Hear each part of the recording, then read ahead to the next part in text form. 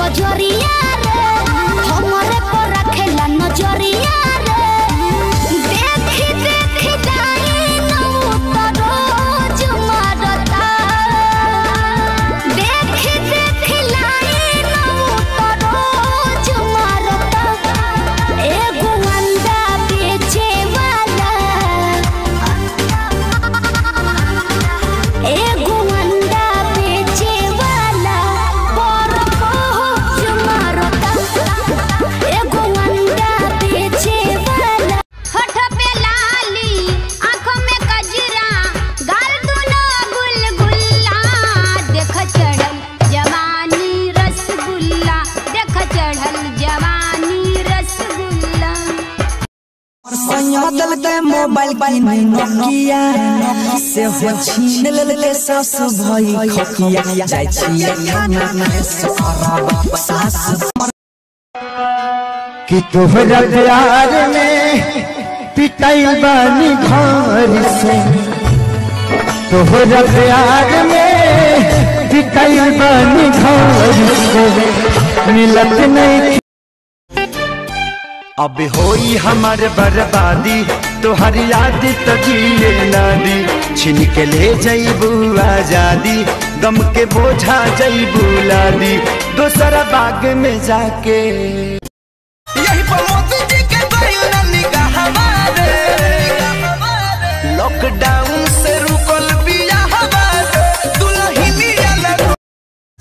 हाय रंग बाजई हमा केहू नाही बोली चली समियाना में चली समियाना में आज तोहरे चलते बोली काहे ले लम्हा जायर आरे छोड़े के जब रहे जात बन घरे तोहरा पापा जी से कहे काहे ले लम्हा जायर छोड़ गुन में बिगाड़ ले बतिया पंचाल रही रही छुए के गोरे गोरे का बौराई बाबू का हो जब जब धरी तथा नकिए के भागे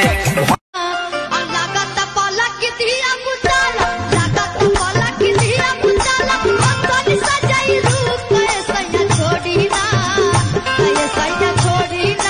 टूटा गई तेला मोला ओरी होइया मोला